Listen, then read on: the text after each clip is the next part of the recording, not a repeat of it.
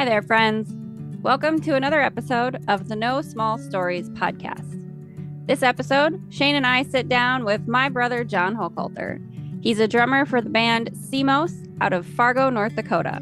I learn a lot about indie musicians and what it takes for them to put music out and publish it. It's a very fun conversation. I do hope you enjoy.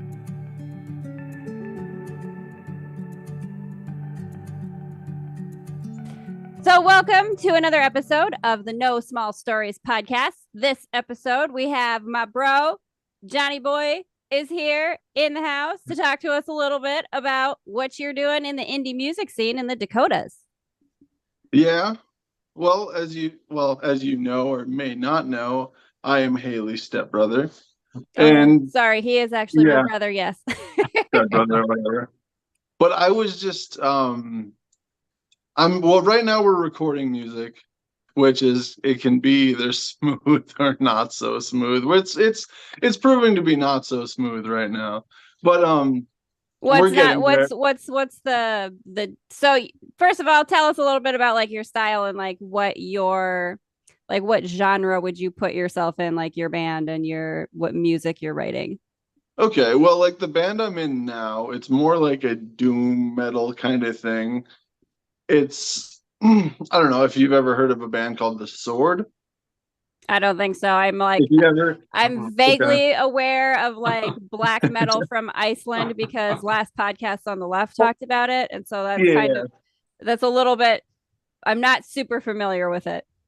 It's not that extreme. It's more in the realm of like heavy, slow, like 70s rock. Like think of Black Sabbath slowed down. Okay. Gotcha. All right. Kind of in that realm. So like we're not a lot of flair, a lot of just little sound. Grungy. Yeah. Okay. Pretty much. Yeah. So what For the most part, that's it.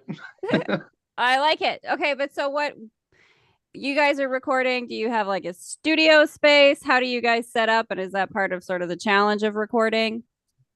Well, that's like we have it set up in my buddy's basement. We kind of built out a jam space and we have it all mic'd up and everything. We have it like zeroed in as far as that. But like you just you have to mic up drums and then you have to figure out like because you have to record your instrument sound as well as like the voice sound. So you got to kind of have everybody mic'd. Yeah. That's a lot of equipment. It's a lot of equipment. And then drums you have to do separately. And then you have to figure out the room too. Some rooms work, some rooms don't work for drums. It's like you can get a lot of echo and you have to pad the room sometimes. But we have all that dialed in. Right now we're pretty much have all the drums recorded and we're just doing guitar stuff. But it's been a long road getting that done. Let's just put it that way. Is this like album work that you guys are doing? What's that? Is this like album work? Is this like first album or second? Yeah. Okay. First album, we're all kind of stubborn Germans, so it moves at a snail's pace, and I don't know, just getting stuff done is we're not trying to rush it because we have no reason to. Right. And then rushing stuff usually makes tempers flare, and then you kind of get into that. That's the thing about like writing, like music. You have, 3 people to appease. If I try to write on my own, I have to just appease myself. Mm-hmm. So in a band scenario, sometimes you hit dead ends. And then we're pretty far into it right now. A lot of the dead ends that we hit are just trying to record in the room because it's all brand new to us. We had to build out the room basically. So you had to like do some like soundproofing and stuff and your own setup? Yes. We built a wall. We built the wall. Oh, you were actually doing construction. Yes. It's like, yes, we're mindless musicians, but we can do construction as well. But not mindless, come on. Good stuff. I love it. That was fun. Like there's one thing about tempers flaring during band practice. Try putting flooring in. And some hammers in your hand. Oh man, danger. I'll never do it again. That's not my bag. But Yeah, we built out this room, so it's all new and it all has it's all wood like vinyl flooring, so it echoes a lot. So we have to kind of eliminate that. It's just I don't know, like that's the hardest part because and then as far as recording, you got to record drums first and you have to record them isolated, which is no sound. Like I don't have a guitar or a bass sound. All I have is a click track. So I'm Oh, so recording to you that. just have to. So that's interesting. You have to like piece it all together. And I know you play multiple instruments, right? So are Yep. you just doing drums or are you also recording other like are you playing other instruments for or do you each have a separate instrument you play for this particular project? I played just drums. Okay. And then you know my brother Jason. Yes, I He, do. Because he's yeah, my stepbrother too. exactly. Yeah. And then he plays bass, so he's a bass player. Okay. And then I have a buddy from Bismarck that was in a few bands in Bismarck, Hmm. and he's my guitar player. And then that's kind of the interesting thing too, is we all come from different musical interests. Like my brother is very much into like blues and like Jimi Hendrix and stuff like that. Okay. And I'm more in the realm of like when I was growing up, I was into like thrash metal Right. and like black metal and stuff like that. And my guitar player is into like punk and ska and stuff like that. So it's kind of a I'm metal band with all of that mixed into it. I mean, that's fun though. You get a little bit of like different flavors in there. So, Yeah, like, I think that's pretty chill. That's pretty cool. I'm yeah. excited to hear some of it when you guys start putting it out. So, I'm excited to hear it too. once it's done and put together, For I sure. I'm excited for for it to be done and laid out for sure.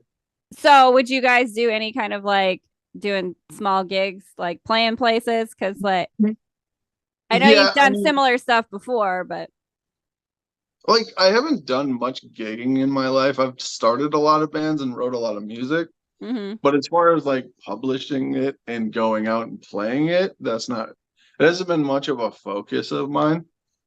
I just like playing music more or So less. it's not, And then yeah. So for you, it's not necessarily like we're trying to get out on the road and, yeah. make a thing of And this. It's more for the love of doing it. yeah, and then like also getting out on the road is, that's going to be renting a van, renting a trailer, throwing three people into there and living out of it for 2 weeks. You know what I mean? So Yeah. it's something you got to plan for. And then I don't know, Something it's where, like you'll find out if you really want to do it. like, really You quickly, know? how Oh much yeah, do we really like each other? We'll pretty find much. out. Like yeah, a van broken down on the highway is the telling thing. It'll show you who wants to be there and who doesn't. I love But it. I love playing music. It's one of the things that I kind of thrived in.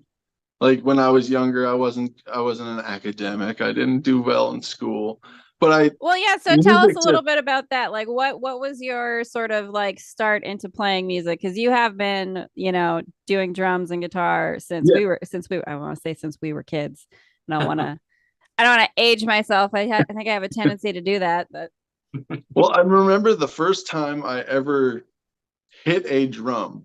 mm-hmm, I kind of knew it was cool. It interests me. mm-hmm, And I remember my brother and his friends, they had a band set up at my dad's house in Wishick. mm-hmm.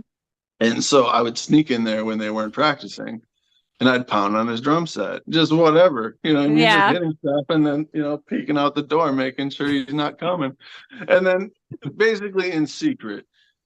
And then I was one of So those it was weird a kids, forbidden pleasure. Okay. kind of. Well, it was, he It was wouldn't have been happy. Let's put it like okay. it was something that he wouldn't have, gave me a thumbs up. It wouldn't have been Well, that. no, that's not how siblings do. But I did that, like I just snuck in there and just hit drums for a while and just tried to kind of figure stuff out. And then this was also back in the day when you didn't have YouTube. You know what I mean? I Yeah. couldn't, You couldn't just you go know, learn Right. and teach yourself like you can teach Yeah. yourself anything now. pretty much. So I mean, I was kind of fortunate in that because it gave me an ear for what's going on. So I can listen to a song and just kind of pick out what's going on. Like I Mhm. don't have to. I've never read sheet music in my life. I don't know how to do it. You know what I I mean? I Sheet love it. music, I've never read it in my life. A drum sheet music, never seen it. But if you play a song, you can figure out what symbol it is just from the sound, more or less. Mhm. If you played long enough, Well, you know, especially if you have learned you played? by. So I was when I was younger, I haven't kept up with it, and I really would like to start again because I started piano that way, like picking out songs Yep. that I knew and like playing by ear.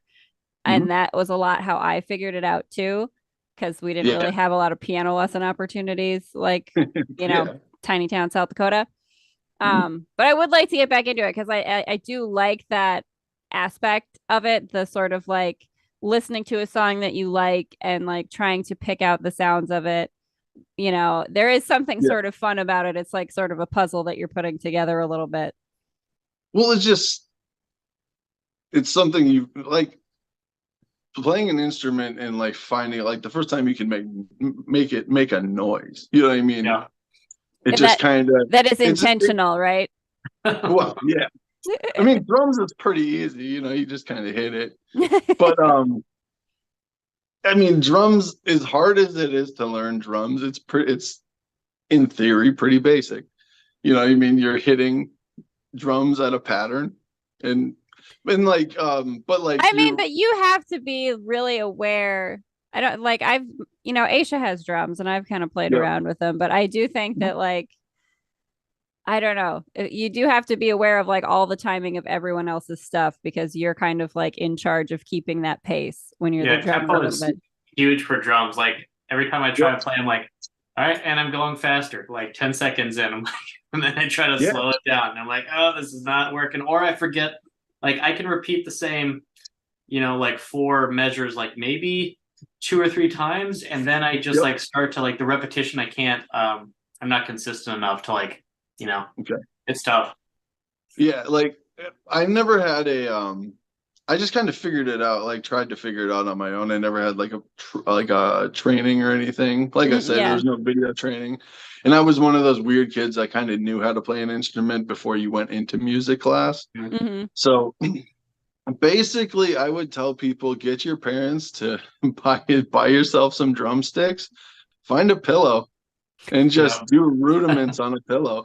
I love You'll it. get pretty good just doing that. And then on top of that too, like people think, oh, I'm gonna jump into a drum set like right away. Mhm. I don't care. Like if you want to hit the toms and the cymbals and the snare, that's fine. But I'm gonna take that drum pedal away because you don't need it like right away. You know what I mean? Focus on this first. Figure out one Mhm. set of things before you put the feet into it. Okay, gotcha. Because as weird as it sounds, the foot comes pretty naturally after you get your arms moving. Because like double bass pedal, I've never played double bass pedal in my life, and then all of a sudden it just clicked. You kind of just It figure it just out. You it know what I just starts mean? to fall into place. Well, but if Kind you're of. I suppose if you're really playing by ear for most of the time, Yeah. like I don't know, do you have that? Do you kind of like get into it a little bit where you start to find sort of a rhythm, like it's not just Yeah. mechanical or functional anymore, right? Like you're kind of in a, Mhm. a flow with it, and so you can kind of find where the next steps are supposed to be, I suppose you could say. Yeah. I'm not a musician, so you're gonna have to tell me whether I'm correct about that or not. Well, like with my playing too, I never learned how to play to a click, like a click track. So Okay. most of my drumming is just groove drumming. Like it comes from like just how I feel about the music that's presented to me. Mm-hmm. Because like how we write on top of it is almost I write my drums to a bass line. Like the bass line's written. Okay. I find it's easier to write drums to a bass line than write bass line to a drum.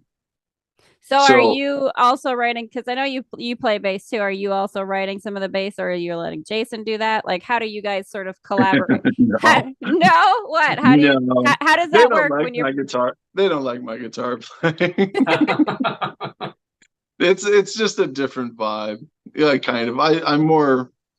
I did learn. I like guitar playing is something that I took more of a traditional route Like on taking guitar lessons and lessons. Yes, paying somebody to teach me like from the ground up how to play this instrument. And like I play a lot of like old school metal, like Megadeth and stuff like that. And my band is completely not that. You know what I mean? Like they're not into that bass track, so no, they're not into it. Like I found out a long time ago that I'm just gonna keep my guitar to myself because I don't want to see it butchered in front of my eyes.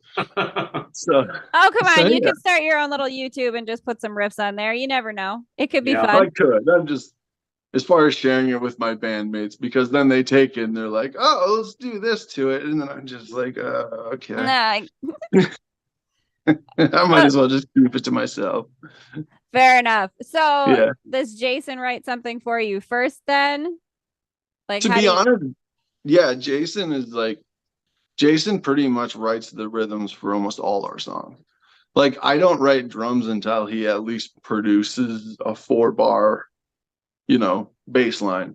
Okay. And then we can just kind of build off of that. My guitar player, he writes a lot of riffs too. Like I basically write my drums to them. Okay. Because I also learned how to play guitar, so it's like I'm writing from a drummer's standpoint and kind of a guitar player's standpoint. Yeah, trying to fit it in. Yeah, it's a different writing process because it's like I don't want to be basic. You know what I mean? Like you still want to have fun. You know what I mean? If I'm playing, just a basic, you still want to do something interesting. It's fun. Yeah. But, you still want I don't know, like just you like to do like throw in like crazy fills and stuff like that just to stay something more unique. I mean, it's more interesting to it's more interesting to you, I'm sure. Than get to highlight each instrument and each band member, which is cool too. So yeah, for sure. And do you play drums, Shane? I don't. I've done a little bit actually. Yeah, I got my son an electric drum set because I thought that would like solve all my problems. Because I'm like, okay, boom, it's a huge drum set. He can just wail on it, and I don't hear a thing, right? And then, but he just, I don't know. I don't think he earned it, or like he just didn't, or maybe he was, maybe it was too much for him. Maybe he'll get back into it at some point. I'll start him again like a practice pad, and maybe he'll get back into it. But it just didn't seem to fall in love with it like I hoped he would. So, but I played sax in middle school and high school. So I have a little bit of that, and then I've got like 5 instruments that I would love to play. I just kind of keep on acquiring instruments on the hopes that I'll just like keep on. I'm so glad I'm not the only one who does that. There is a fiddle in my house. Yeah. Excuse me. What am I doing? My brother and I, just because it was 50% off for like a holiday deal. Yeah. We bought an 88 weighted key grand piano, like keyboard. Nice. I haven't played keyboard in my life. Where is that? Is that it's at my rehearsal space. We always say we're gonna use it eventually because there's cool stuff you can do on it. Yeah. Immediately I'm thinking about Meatloaf. Like 100%. Right. Get that piano in there. I'm into it. Just a sweaty, long-haired guy, just all coked up from the night before. Yeah, I love it. I bought a piano too on a whim, so I'm trying to get rid of that. But it was like $50 on Facebook Marketplace, and she's like, "I'll split the moving cost with you," and I'm like, "Great, get it in here." Yeah, awesome. I've used it maybe like a handful of times, but what really sold me was it's a Wurlitzer, and it's got like a pianola player, so you can like throw in the piano scrolls, and it's like the coolest thing. Very cool. Keep it. You never know when you might need that for some kind of business space or something like that, right? That's true. Yeah. I found as far as the electronic drums and stuff, I found I'm not as savvy as I would like to be with that kind of stuff. I'm more of an acoustic drum player just because I'm an old soul. You know what I mean? Like I'm not that old of a person, but I grew up in the age where I didn't, this was something I had to work at intensely. I mean, like it's not been that long. We're not all that old. Things just change. Things just change very quickly. And I'm not that old. I don't know about you guys. Yeah. Like I think that, but it is true. I mean, you're probably more used to that. I wouldn't like have the first idea about an electric drum set. Like, I don't think I've even seen these things, cool. But yeah, the feel's different. Like you're essentially kind of banging on like mesh instead of the tops of your normal drum. So it is different. You don't get the I mean, I like drums. I would have loved to do drums just because it's like this full body, like you got your arms going, you got and that's kind of what probably keeps you in rhythm is the way that your body is moving. It just you kind of get used to whatever that is. But if you don't get that gosh, I can't think of the word. Well, if you don't get that like hit back the same way. Yeah, the like impact is different, right? Yeah, exactly. So yeah, that's like well, there's I can't remember both. Like, there's two styles that I know. One I can't remember the name, but then there's like a German style of folding sticks, and that's more of what I use. It's more of like I think it's like this kind of stuff, instead of like holding it like this and then using these fingers to bounce it back. Gotcha. Yep. So it's like I hit like harder. I don't bounce the stick as much, and that comes just out of I never knew that kind of stuff. So it's like that's kind of what I did when I first started. So it's not that I couldn't learn how to do that. This is just the style I learned. I use like the German style, more just hitting. Now that there is YouTube and you can look up what it's called and techniques I don't even know what it's called. I had that actually with knitting, that like I didn't realize I was knitting like wrong-handed to like whatever American knitting is. I was doing continental knitting. I didn't even realize, because like that's how I taught myself. I always knit wrong-handed because I don't knit very, very well. Yeah. Right. But if you learn and it works for you, whatever, it's cool. Right. Yeah. I mean, you adapt. If you're teaching yourself, like guitar playing too. I taught myself how to play guitar when I was 15 years old, and then I started taking lessons, and I knew how wrong I was. Just because it's like you got absolutely nowhere. You know what I mean? Like, you're not teaching yourself how to play. You're just reading a tab, more or less. And then you always, for some reason, don't bounce further than those two top strings. Right. Yeah. No, you don't want to. You're staying in that one area. I did a little bit of like guitar lesson stuff too when I was in high school. Man, see, it can make me want to like go pick up the guitar that I have instruments in my house that are not being played. It's a bit silly. Right. Well, these days I'm gonna get that accordion going. You guys are gonna be impressed. Oh yeah, there you go.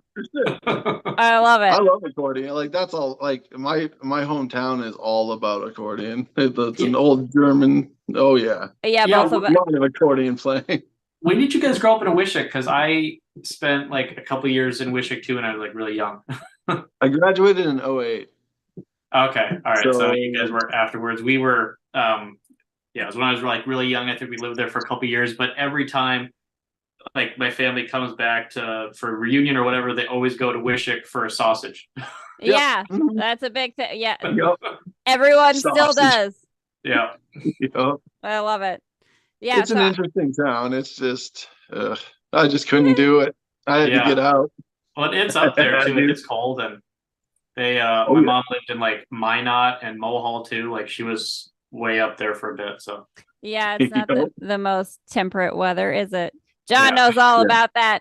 So I was gonna do you guys have any, like, do you do any live playing ever, or do you guys like do any like collaborative type stuff? Like, I know you've been down here for like music festivals and stuff like that for like some of your friends who play, but even birthday parties, anything.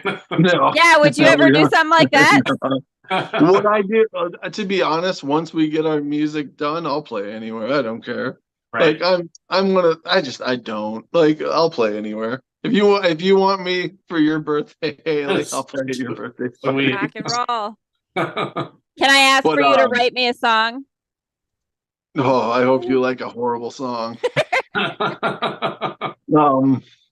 The worse, the better. I mean, once like I said, we have a little bit to go yet, and nothing's published yet. It's just we're not over that line yet. You know what I mean? It just has a little bit to go yet. What is kind of the process though that you guys would be using? So you're recording the tracks that you have? Like, what kind of editing software are you using to put that together? And like, how do you go about publishing it? Like, where do you put the music? Like, what platforms? Like, I'm not even familiar with any of that.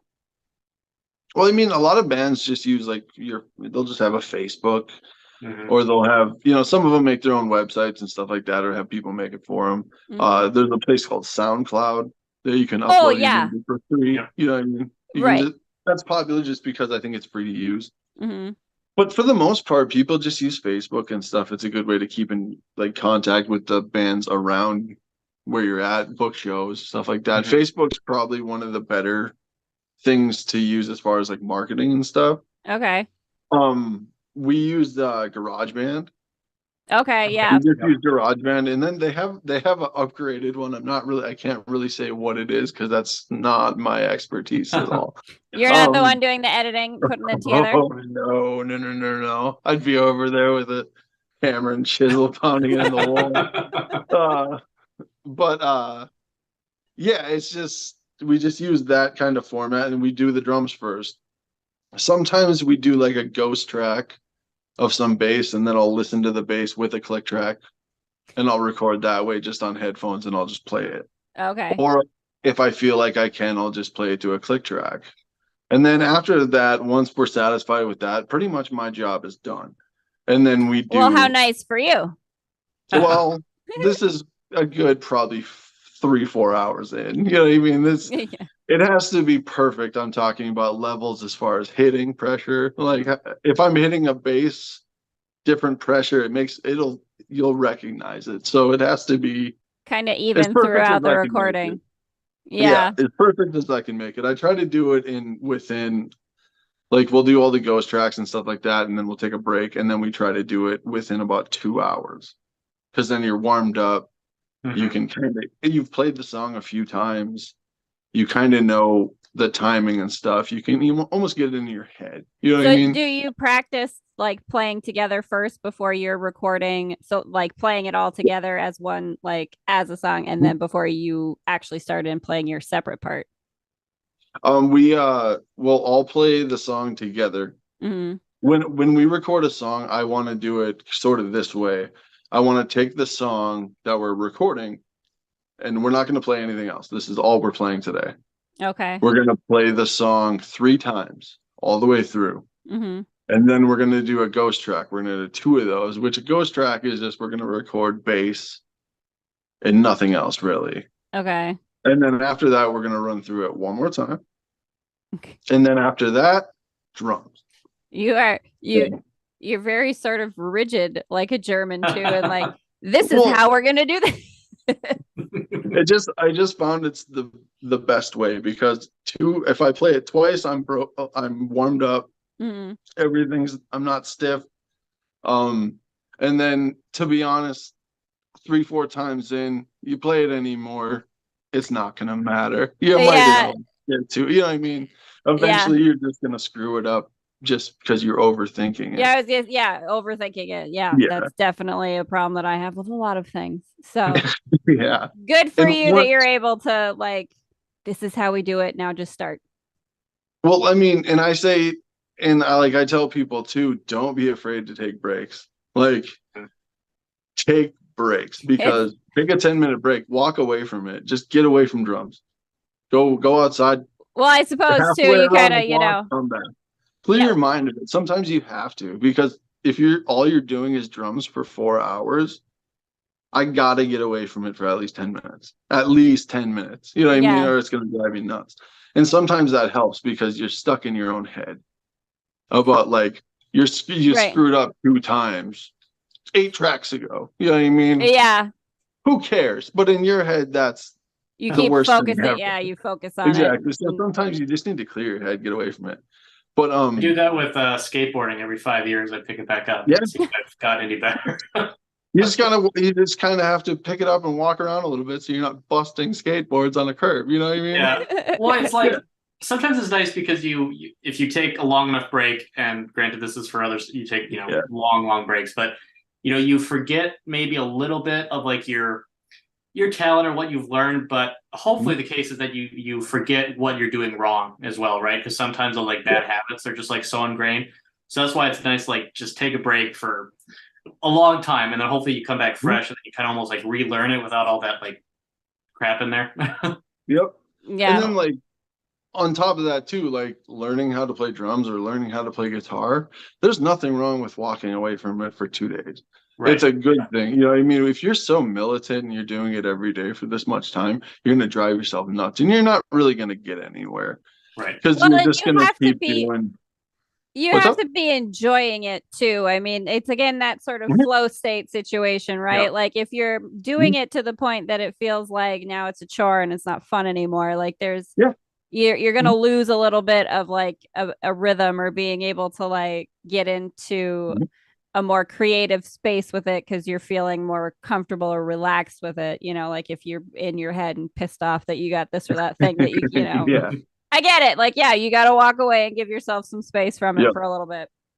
And like, it'll test your, like, I'm in a band with my twin brother and my best friend, and it will test your relationship. It'll bend it and try to break it for sure. Yeah. But it's so some strange bedfellows or band fellows. Yeah. Like it'll turn something you love into something that you really don't want to do for a little bit. You know what I mean? It's like it's more political than anything. It's just like but do we get to hear any of the do you have any like great grand fight stories that would make it to like the VH1 behind the music sort of like? No, we're old men. We can't fight. But no, like it's a lot of just butting heads. It's a lot of it's petty. It's a lot of like passive aggressive stuff. You know what I mean? Like you'll say something to somebody and then they'll say something back. Like really just snide comments. It's just the Midwest nice fight, right? Like Midwest. You're just gonna do some like underhanded. Are you gonna blink or am I gonna blink? Yeah. You're gonna blink. I know it. Yeah. Just beady eyes with a smile on your face. Yeah. Did you guys get together kind of just like to jam and then you guys kind of decided to write together after that? Or was this always kind of a thing? It's like we should just get together and do an album sort of thing. Well, we all met each other through work. We all worked in the meat department at Sam's Club. That's not right. bragging. But that's where we met and we all kind of had interest. Like I was one of those people that I could never get enough money or something. Like I would get enough money and then something would happen, like my car would break down and then that money would be gone. I could never have a drum set of my own. And it didn't really make sense because I lived in an apartment. I couldn't play it anyway. Yeah. So I would we would talk about starting a band and stuff like that. And then I would talk about getting a drum set. And my buddy Chris would go to my brother Jason and be like, "Can John really play drums? Like, could a drummer without a drum set? Would you?" Right. Yeah, sure. And then we kind of all just got enough equipment to kind of do something. We started out in a small bedroom, like drums, bass stack, guitar, bass. 3 people jammed into basically a double closet. But it was and I'm sure tight quarters. I'm sure heads were butting very much in a small space like that. Well, at that time, to be honest, like that was probably the most fun it was because at that time you're just jamming. Like it's not so much as you're not on a timeline to do anything. You're just kind of figure out what we're gonna do with this. Yeah. And then now we're trying to really get this hashed out and out because if you can always switch a song. Like switching songs is a big thing too. You cannot good enough is that is such thing. You know what I mean? Good enough. I agree with that 100%. Like sometimes you just have to call it and put it out and just say it's done. And writers especially, it's like just throw it on the page, get it out. Yeah, and we're all our own worst enemy. You know what I mean? It's like that's definitely true. I can't write lyrics. If I write lyrics, I sit there and I read it and I cringe. It is awful. Okay, like the worst you've ever heard in your life. I'm trying to make up a story on the fly and fit it to music. It's terrible. It's not working. No. So who writes the lyrics then? Is Jason or Chris writing the lyrics? Jason and Chris usually do it just because I waved my white flag. I give up. Yeah, kinda. I mean, like I just figured there's only so much sitting there with a pen and a pad tapping it. There's only so much of that you can do before you start driving yourself nuts. Right. So before you just start drumming anyway, you're like, yeah, just gonna yep. The worst thing about drumming too, like people will tell you drumming's great. Like any drummer, drumming is one of the most like fun things you can ever do. But your knee will not stop bouncing. Yeah, mine does it anyway. I'm just super anxious person anyway, but yeah. Yep. I do notice that you do that though, like whenever. No, I have noticed that I've noticed that you do that, like. Oh, yeah, I just can't sit just still. like constantly. When you were here last time, and I remember we were at the restaurant, you were totally doing it there, and I'm like, "Okay, you're shaking like the table, John." Yeah. Yep. People used to hate sitting by me in the bleachers in school because I would just like shake the whole like line of the bleachers. Like, sorry, I don't know what I'm doing. Yeah. It's all right. You're into it. That's cool. Yeah. Yeah. So like you played saxophone, Haleigh. Did you play anything? I was not like in band or anything, but I did do like I said, piano for a while, just because I was kind of plinking around on it and I liked it. I took lessons like for a little while, but we didn't have someone who gave lessons for very long, so like I couldn't. But like I do have a keyboard in the basement again. So more instruments. So like I should really get back into it and play it, because I do like I'm very much the same where it's like by ear and I sort of pick out like and you can hear when it's wrong. You know what I mean? Like. So everyone can hear it. Yeah, right. So I would like to get back into it. And I do have, like I said, I have a guitar. I had a fiddle because I was like, I should learn to play a fiddle. I love fiddle music. Yeah, that's pretty sweet. Yeah. Yeah. So, but please donate to our Patreon so that we would have so that we all can have some more time to do music and learn new skills. We'll play music for you. We'd be happy to. It'll be terrible just to start out, but yeah. So was learning instruments for you guys like just more of like a social thing where your friends were doing it kind of thing, or was it something like it was super like interesting to you? Interesting to me. Like, so when I was a kid and we used to go to my grandma's, my mom's mom, she always had a piano. And so it was kind of like, and I would always just plink around on it just because it was there and it was fun. And I was, so I think for me, it was just always that, like, I always liked the piano and I liked playing it. Like my aunt played piano and I like to listen to her play. So I think just because it was around all the time, I had that interest in it. But yeah, it was more just kind of playing around just for fun. Okay. Yeah. And I don't know where I actually took violin for like a year in elementary and just like gave up on it because like it was just too, because violins doesn't have the frets. Like I didn't know where my fingers were supposed to be. Like I was still reading like for the last concerts of like the year, I was still reading like A, B, B. I had like write it on my sheet music to make sure I knew like what the letters were. I couldn't read music at all. And for some reason, my mom, took me up again on it in middle school when like, the full band options kind of opened up. I think I just always wanted to play an instrument. I always had that sort of like, that would be cool to play something and to make music out of something. And I think at some point the saxophone stuck with me because I just thought it was cool. It was jazzy. It was like, this sweet looking horn. Right. Bill Clinton was playing it on TV back in the day, and he was cool, before he was problematic. I don't know if I'm that old, Haleigh. I don't remember Bill Clinton. What's going on? Effing old am I compared to all of you all the time? Oh, for criminy sakes! Okay, forget I said any of that. but yes, Bill Clinton too. Bill Clinton. And I think I just I just want to play music. So. I love music in general. So like just to be able to play something and play a musical instrument, I think it's some of it is just because you love music and enjoy music, So like if I'm not interested in something, it's like I have to be. I'm just my mind just I have to be interested in it. Like if I'm gonna continue to do it, I have to be interested in it. Like as far as history and drums. That's pretty much all that's where you're at. Yeah, that's cool. Pretty much. That's it. It's too bad But, you can't like write lyrics about historical things somehow and work that into your I music. probably could, but You might be able to. Yeah, that's a good idea. yeah, but nah. You know, I'd read them back, and then I'd probably just crumple that. Throw it. I'm done with it. So once you do, like I said, once you do get your album together and produce it, like,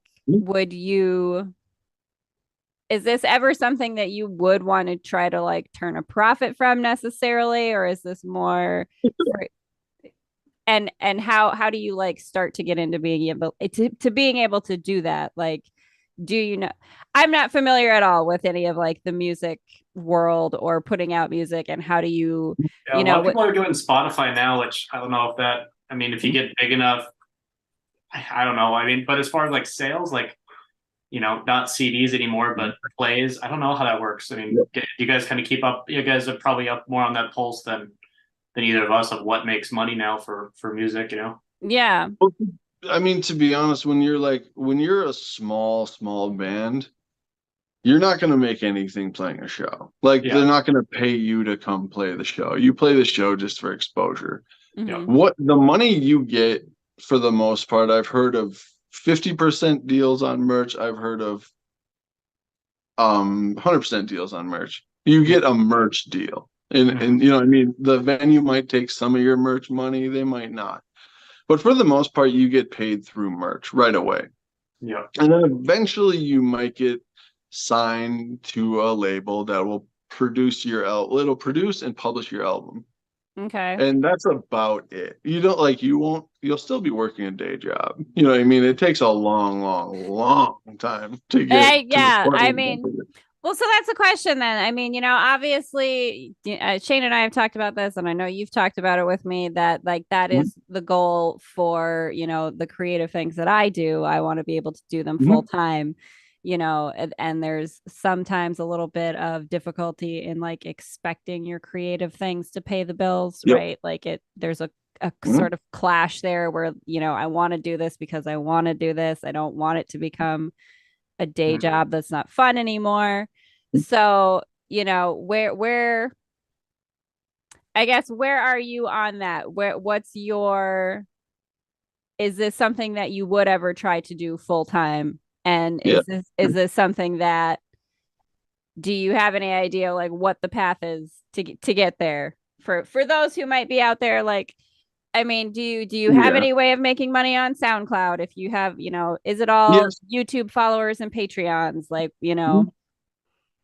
Well, I mean, for the most part, like SoundCloud, you can sell your albums, you can sell stuff like that on SoundCloud. Exposure is a big thing, because for the most part, if you're gonna make money, a living doing this, touring is your best thing. Just like, to get out there and get people to know you.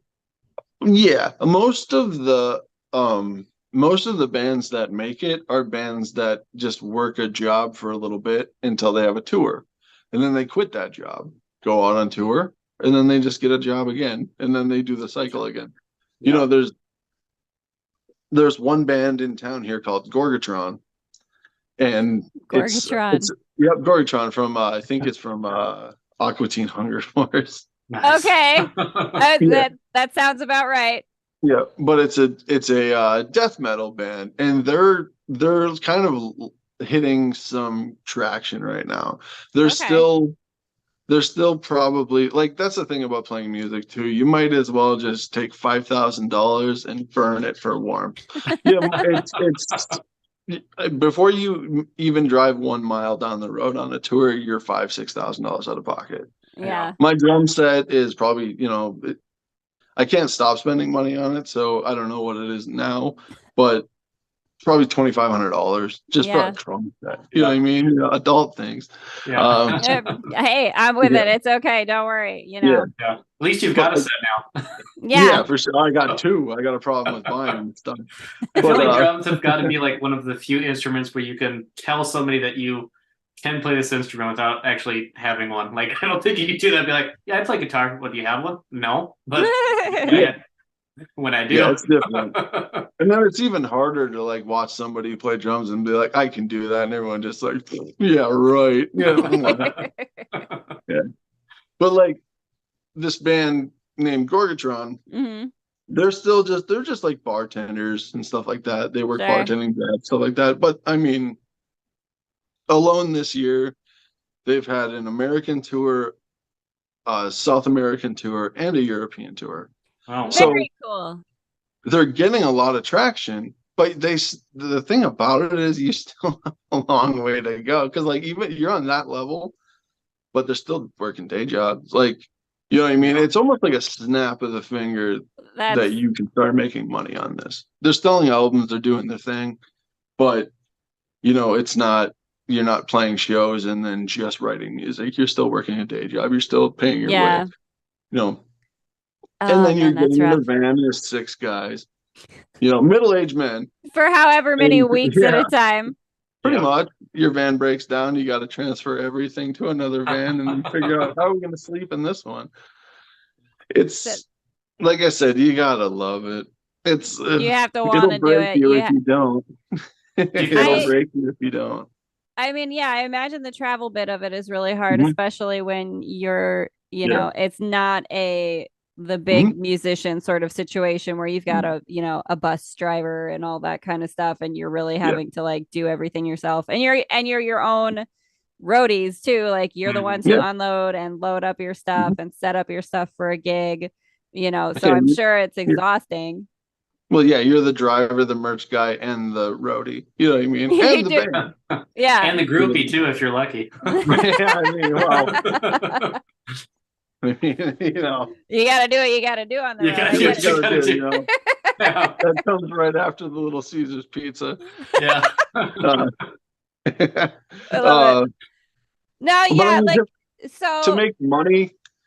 I mean, there's avenues you can make money. A lot of what you see people making money is people pay their dues. They're out on tour. They're touring every day. You know what I mean? Like, there's bands that toured for years and then they become a band that can start playing festivals and stuff like that. But there's also lightning in a bottle situations where a band will just hit it. You know what I mean? Like, people just dig it. And then, you know, a lot of those bands I'm not a fan of, but you gotta respect it. You're making money doing what you're doing, you know? Yeah, no, that's true. Celebrate it when you see it, because you want to have it too. Yeah, Haleigh and I talk about like the saturation of like, well, especially like writing. I mean, musicians have to feel the same sort of thing, but I don't know if it affects you guys different. I mean, like anything, you still have to like pay your dues, but and people will still like search out what they want to like listen to. But people have just like so many more options. Like when it comes to like Spotify or whatever else, it's like you can find pretty eclectic, like, you know, kind of hole in the wall stuff wherever. So how do you manage that with all that now? Like putting out your own music, how do you manage that? Like getting exposure or just finding music to listen to? I think both. Well, just like exposure. Like how do you I mean, you know, first, how do you get yourself out there, like to be, you know, separate from everything else, people can actually find it, you know. And then 2, it's like, just as just a curious question, it's like, where do you go to find like new music, you know, for yourself too, is kind of always a question. So well, I mean, a lot of the music I listen to, I either get suggestions from my friends, or like it's a lot of I don't listen to like a lot of commercial music, like a lot of pop music and stuff like that. I do, but I don't. You know what I mean? But like a lot of the music I find, I have to go out. I just seek it. Like I'll go on Spotify and I'll see what's new, like what new bands are releasing albums, stuff like that. And then also like releasing music to kind of break through, you have to, I mean, having a name already and like touring helps. But to be honest, you just kind of, people have to see it as like a new thing and then just kind of give it a chance. It's a lot of that. It's like you put it out and then it kind of rolls on, you know, if people, the word of mouth, you know, stuff like that. Well, and I suppose there's also people that put out like compilation stuff on YouTube, and they'll just add one of your songs to the compilation. That's how I know about a lot of the music. Like there's one about bands in South Dakota and North Dakota, stuff like that. So You get to know about a lot of local bands and stuff like that. And then very cool. That might be something that we should do for the podcast, like have an episode where we just like, no, we should, like, we could totally play one of your songs and we could get like a, just have a podcast. We don't necessarily have to have, video, but like a way to have people. I did not know that was a thing. That we love local stuff. Like anytime we can get like a list of like, here's what everybody here is doing is cool. So I didn't know that was a thing that people did, to just put out like, here's 6 new songs from 6 local bands or whatever kind of thing. Well, there's a guy that puts out compilation stuff by countries and states and stuff like that. It's mostly like doom metal and stuff like that, like the 70s style, slowed down a little bit. You know what I mean? Like just loud and kind of gong stuff. But I mean, that must be helpful though, that there's people out there who do that, because that is an outlet, or at least something that allows you to like get to whatever that audience is, and it is some form of exposure. So like that's cool that happens, and you can find places like that, or YouTube channels or different people like that who are, I guess it's like our now version of radio, I suppose, right? Like, you don't send your song in on a cassette tape to the radio, or a CD or whatever to the radio anymore. You can just send a file to somebody on YouTube. Yeah, and the guy that does those compilations is like, well, the channel is called 𝓕𝓻𝓪𝓷𝓴𝓲'. Okay. And he does it by state, country. I think there's European countries. Like it's all one genre, but I mean, but that would be cool though. I think to do something that would be a like local bands of a variety of different, kind of things. Because like I know I'm someone that I like a lot of different genres of music. I'm very eclectic in the things I listen to. So and you never know where you're gonna find an audience, right? That's kind of one of the things that we talk about a lot, is that's part of why we really want to do this podcast, is because you don't know when you're gonna like hit the right audience, or find the right outlet, or meet the right person who knows this or that step or thing that you can do to get your stuff out there in a different way, or a bigger way, so like that's very cool. I love that idea. I think we should totally look into that. So let us know when your songs are fully done and you're all done fighting with each other. Well, what I'll probably do is I'll probably just let you guys listen to it, and then maybe you guys can give a review of it. Yeah, that'd be sweet too. That would, album review. I love it. I mean, it's like your intro into one of these podcasts, just fade it in. Right. I like it. It'll be a little different. But what are you, Shane? Do you live in South Dakota as well? I do. Yep, I'm here in Sioux Falls. So Sioux Falls. Okay. A good band from Sioux Falls that I'm into is a band called Skin of Our Teeth. Okay, that sounds cool. Now they recently broke up. All right. But they do it like this. Let me recommend this band that is now dissolved. Great marketing. Go buy a T-shirt. They're on the outs. But anyway, love it. They were a good band. I said they came to Fargo a few times. I've seen them twice in Fargo, and they are like a good kind of mixture of like bluesy and stuff like that. That's kind of my band. If I was gonna tell you to listen to a band, it would probably be that one. To get an idea. Okay, very and cool. They're local, so there's that as well. Cool. I appreciate that. We still would want to have your tunes to share with the public. Why wouldn't you want to hear it? But right. Yeah, for sure. Like when that gets all wrapped up and stuff, I'll let you guys listen to it for sure. Yeah, do send it to us so we can totally we can put it out, on the podcast. Just like you can release a single via our channel. Why not? You're right.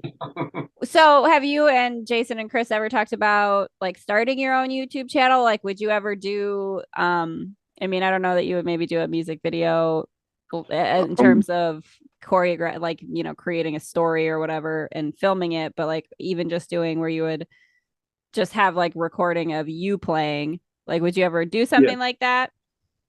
I think so. I think they're kind of against Facebook and stuff like that. Okay. My brother and Chris, they're weird about Facebook, so we'll probably have to turn the screw. So you have to be the marketing person then? Oh, man. Well, I mean, they're gonna have to like Facebook for marketing. It just is what it is. But as far as like I don't know, like as far as YouTube and stuff, we could always like I've thought about just playing like live streaming shows and stuff like that. Yeah. Like if we're not gonna play a show, this month or something, just do a live stream from our jam space because we have it all mic'd up. It would be Yeah. fairly easy just to throw it all in the computer and you know what I mean? Like it wouldn't sound bad because it's all filtered through electronics, so it Well, would no, sound but professional and it would be good.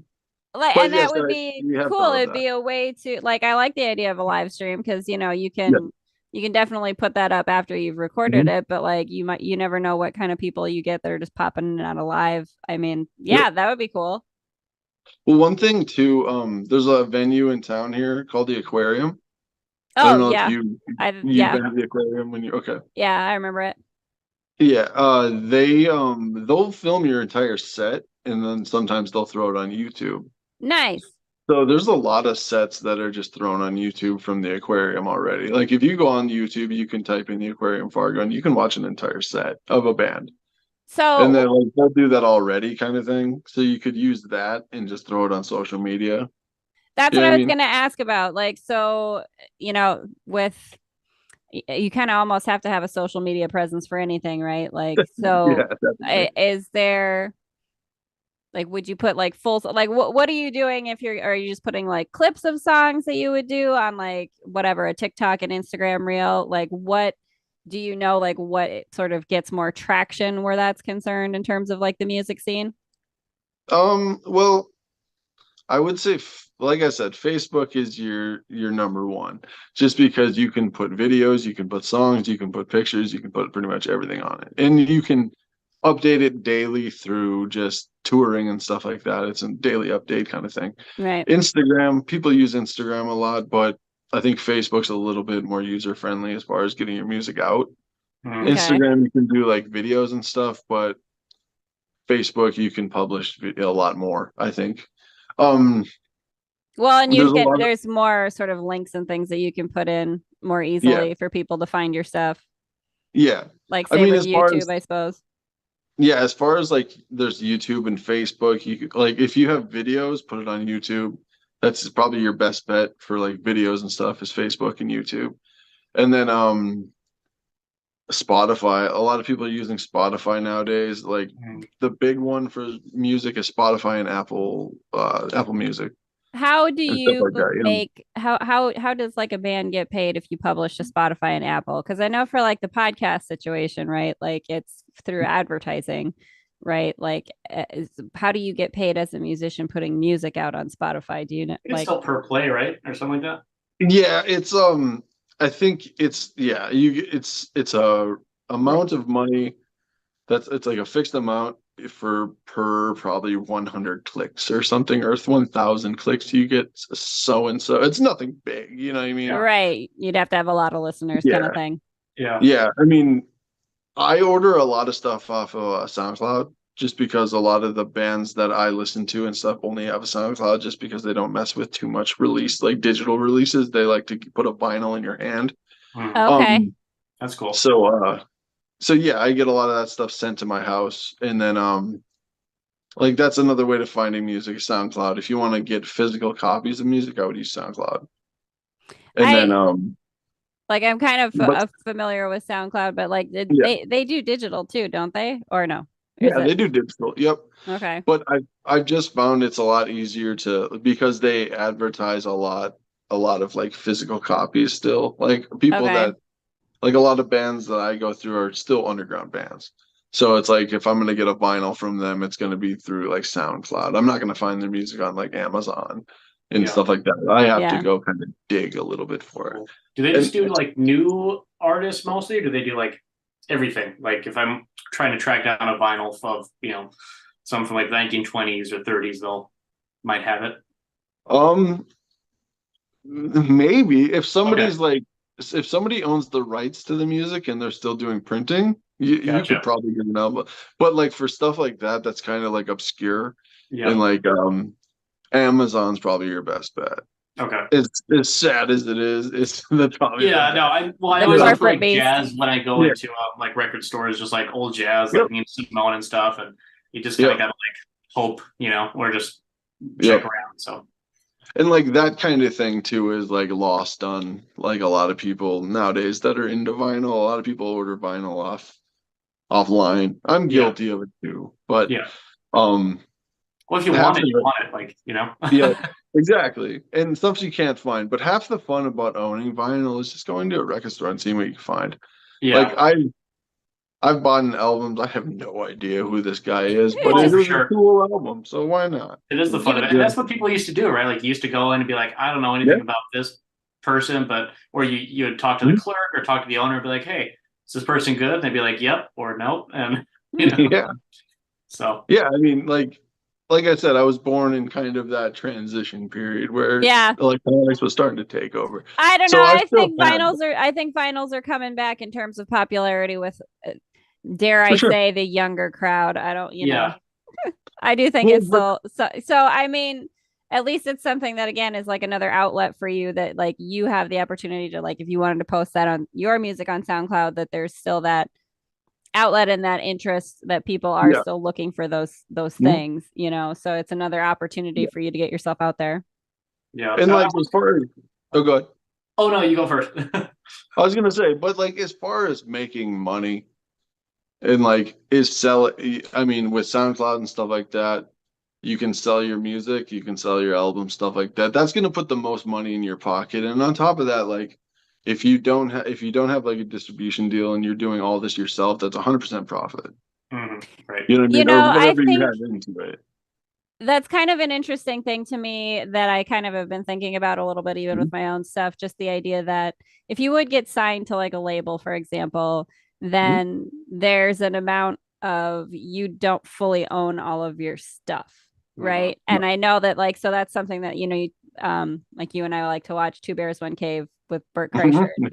But they talk about, like, that's why they prefer to now be making like their own specials and things like that, because then you own your stuff. Like if Netflix owned your stuff, you couldn't post it to your own YouTube or whatever, like, you know. So I think there is something too to be said for, you know, being smaller and actually owning your stuff, right? Because it is 100% yours, and you're not having to share profits or like not own the rights to your own creativity, essentially. Well, like with the music industry, the biggest pushback I saw against like the industry and like artists keeping their own money was Pro Tools. That's like, are you aware of Pro Tools? Like Pro Tools is like GarageBand. Okay. Like they got recording software. Pro Tools is this. It was just a popular user-friendly one that people use to write music. A lot of like rap artists and stuff nowadays never really honed much of a rapping like following outside of like releasing music in their like house. You know what I mean? Right. Like with Pro Tools, you can record your own music, you can mix your own music, and then you can release your own music. That's what a lot of people use to record and then put on like SoundCloud or SoundCloud and stuff like that. But that also really, it was kind of a live by the sword, die by the sword thing, where it really saturated the market. So instead of having 1,000 artists, now you have 1 million artists trying to do the same thing. And they're all fighting for your money. They want you to buy their albums. They want you to buy their merch, stuff like that. And then now it's like based off clicks and stuff like that. They can get a living based off like the clicks and stuff like that, like the following they have on like the streaming services and stuff like that. But it's really saturated nowadays, and you really have to work your own angles. Like you have to book your own shows and stuff like that. You can have an agent, but I don't know what an agent would do for you. You know what I mean? Like you have social media and stuff like that. Well, right. What can they really do that you can't be out there doing for yourself? Yeah, they can just do it full time for you. You know, basically, I think is how it goes. Yeah. Like for me, like not that I could do social media, but the fact that I don't want to, and I can only do it so much before my head explodes. So somebody who could do it full time without, you know. For sure. Yeah, well, like with the social media thing, it's like I'm not big on like Facebook and stuff. It's become more of a hindrance than anything. But as far as like, it's kind of a necessary beast to some degree. I have to use it. I have to use it. If you're going to be in music, it's like if you're booking shows in Fargo and you don't post stuff on Facebook, a lot of people aren't going to see it. Right. Like, cause there's groups based off of just shows in Fargo, like people live shows. Yeah. It's like, that's your best bet. You are your own, like, you're your own agent. Marketing. Exactly. Again, like, you're the roadie, you're the PR people, you're the band, you're the merch guy. You kind of have to. It's all DIY, right? Well, it all comes down to how bad do you want to do it. You know what I mean? It's like, how bad do you want it? That is 100% true. Yeah, you gotta want to keep at it. You gotta love it. Yeah. Well, hey. Oh, go ahead, Haleigh, or either one. No, I was just gonna say I always try to keep it to an hour, be respectful of people's time. I don't want to don't want to keep you forever as much as we do enjoy the conversation. But I just asked Johnny one more question, just because I like asking questions without any real answers. But one of them is like, well, especially like as a writer, like, so like when you learn like music history, literature, writing history, anyway, you have like all those periods, right? And so for like writers, like we're in postmodern that started like, I don't know, 70s, 80s, something like that, right? But like for music too, like, and maybe it's because as soon as I graduated high school, in 2010, and then I kind of had the world open up, and like, so I was didn't really have a select music group that I actually listened to or anything like that. I kind of like fell out of like maybe whatever the scene would have been in 2010. But if you would talk to somebody and be like, I listen to 70s music, like I can name like 20 artists from the 70s, 80s, 90s, like early 2000s still like kind of had like a time period, right? Or where you like big names, but I feel like now, again, there's so many, everybody's doing something different, everybody's kind of like piggybacking off of like what came before, and so it sucks to feel like we're not, like, at least for me as a writer, it feels like sometimes it's freeing and other times it's like I don't feel like I have solidarity with my time period, because like there's no what I mean, there's no like limits or like whatever else to like put me anywhere. I don't know. It's kind of like clothing styles. Everything is in fashion. Everything is in now. Yeah. Like, there are no trends anymore. I think that can be a good thing though, because it does mean that, you'll never go out of style, because there's not, there is that, there's always going to be an audience looking for whatever it is that you're doing. How do you connect with that audience is always, the question, and how do you do it? But I think there's always going to be somebody out there looking for whatever it is that you're doing.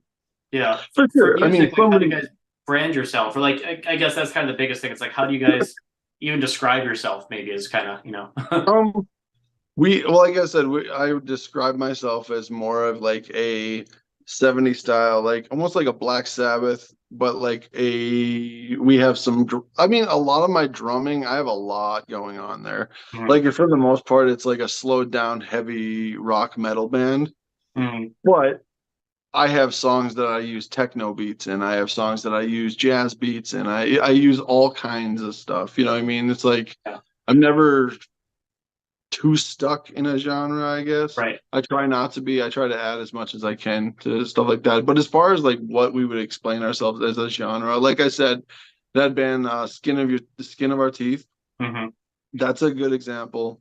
Okay. And it's mostly just like doomy sludge metal rock. Sludge metal, I love it. Yeah, sludgy stuff like that. I like it. Yeah, it's just, for the most part, that's kind of where you would put yourself. Yeah. Okay, cool. I just think it's always like when I started listening to music, like everything sounded alternative because I didn't really know what alternative meant. I just knew it was something that I'd never heard before. It was like, so it's always kind of interesting to like, okay, what are the, can I have an idea of what something sounds like before I listen to it? And almost kind of now I don't. I have to listen to it. That's the sound of that band, and that's all I got. Maybe that's a benefit though too of all the things that are available. You do have to listen to it to get an idea. Yeah. And like Haleigh and I, we kind of had, like, our parents were very much into music. I mean, we had a lot of like that stuff. And I'll leave you with one thing: the album that changed my life. Ooh, I like this already. All right. All right. My favorite album probably ever. It is on my Mount Rushmore. Let's put it that way. I dig it. A self-titled album the presidents of the United States of America. Really? All right. That is one of the best albums I've ever heard in my life. I love it. And on top of that, they had their concert at Mount Rushmore. Yeah. I love awesome. it. So, love it. But I won't take any more of your time. No, hey, I would awesome, thank you. This was a lot of fun. I learned a lot because fun. I do not know a whole lot about the whole music scene and how you put those things together. Like, so that is very cool.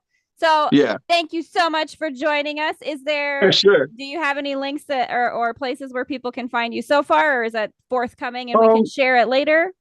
No, I'll give you, I'll give you my Spotify link. And if you want to listen to my Spotify playlist, I'll send it to you and you can just put it in the link. Yeah, send it to me and we'll share it with everybody. Yeah, no, for sure. Awesome. Well, thank you so much for joining us. It's been nice fun. to meet you, Johnny. Awesome. It was awesome meeting you, Shane. And we look forward to hearing the album. For sure. Yeah, for sure. Thank awesome. You. Well, thanks for having me. Of course, yeah. Take it easy. See you next time. You too. Later. Yeah.